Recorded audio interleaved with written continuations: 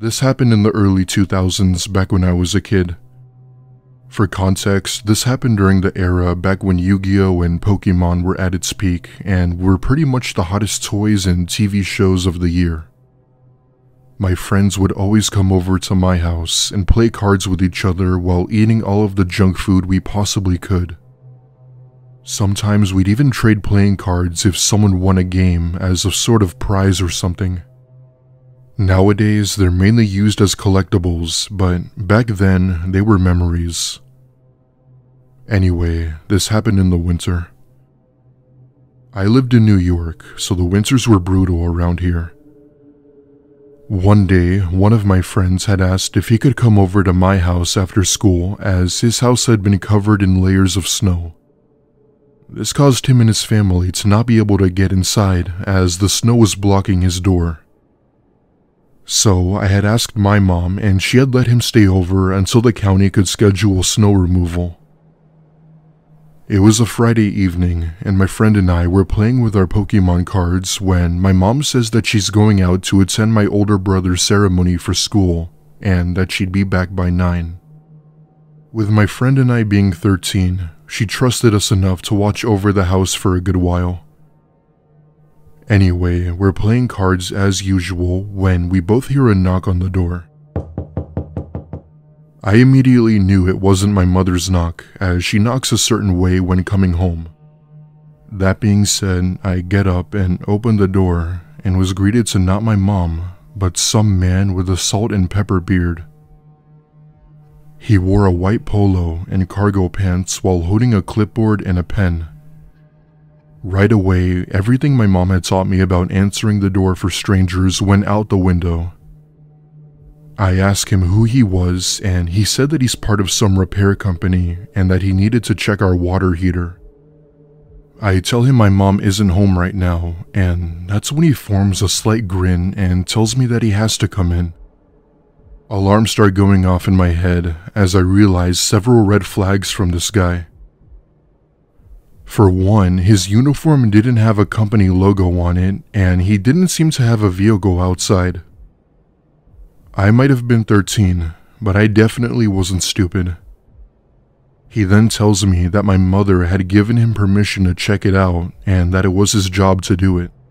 While he was convincing, something about him just made my friend and I feel really uncomfortable. My friend is giving me the sheer look of panic as if he were signaling for me to not let him in. I tell him to please leave, and that's when he put his foot through the door, insisting that he come in. This time, he had this demanding tone, and I could see him becoming more and more upset. As I thought there was nothing left else to do, I hesitantly let him in when I see my mom's car pull into our driveway. The very second she sees this man, she starts yelling threats, telling him to get the hell out and that she was calling the police. The guy instantly flees and gets into an unmarked van down the street and drives off. My mom tried to get the license plate from her phone, but with it being 2004, the camera quality was anything but useful. I remember my mom grabbing the gun that my older brother owned just in case. Why my dad isn't in the picture is another story, but my mom wasn't just gonna let this guy come in. After a good while, it seemed as if the coast had been clear and we called 911. The police ended up coming, but there was ultimately nothing they could do as we didn't have the license plate. My friend and I gave our description, but to be honest, I didn't remember too many of the features at the time. My mom never left me home alone again after that until I turned 15. Nobody has since encountered that man, but I'm still terrified of what he could have done to my friend and I had my mom arrived even 10 minutes later. I strongly believe my mom had saved me from something potentially horrible happening to us that day.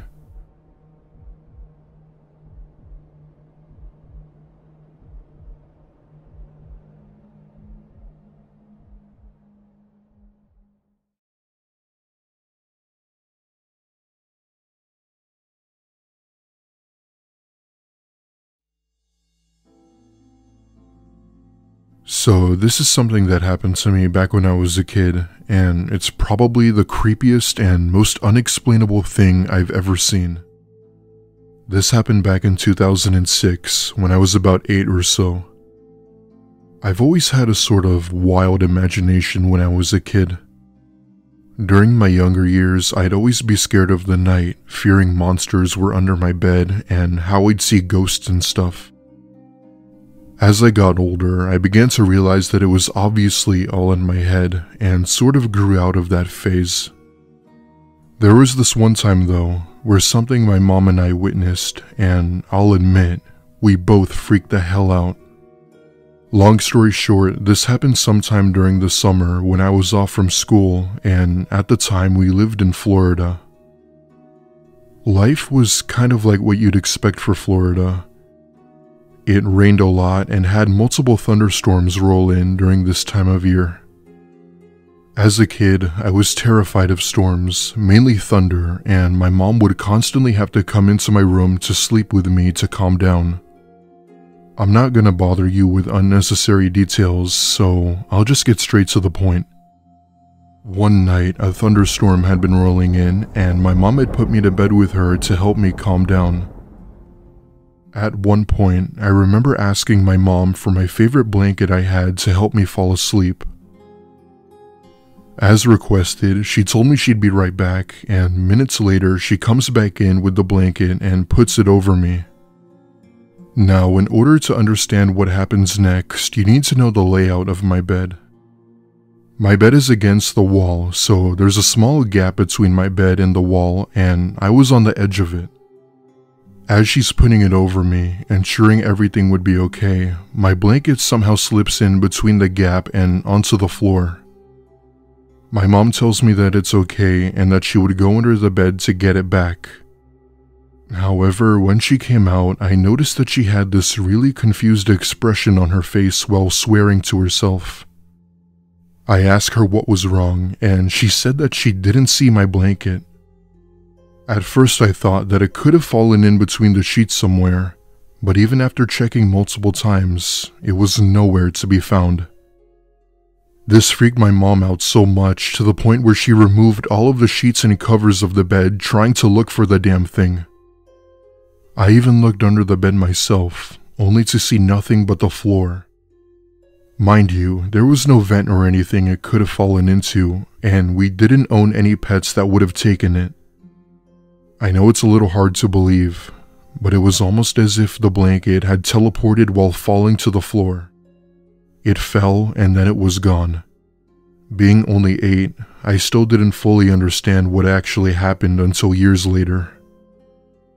My mom still freaks out about the whole incident every time I bring it up. Till this day, my mom claims that it was 100% true and we never saw that blanket again.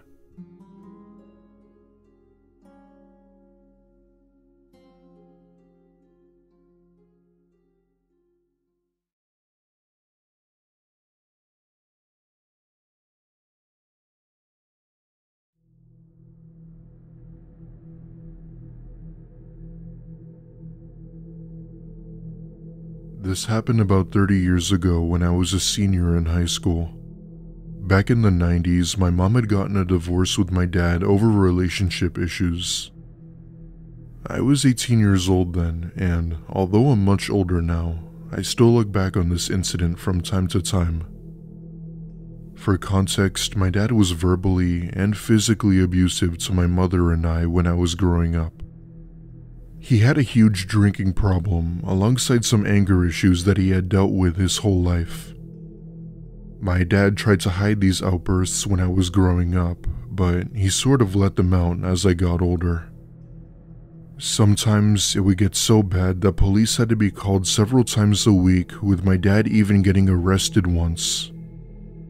His outbursts continued to occur for well over 11 years before my mom had finally had enough and left him, taking me with her.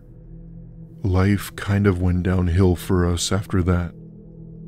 We stayed at my grandma's for some time and eventually ended up getting an apartment in the city.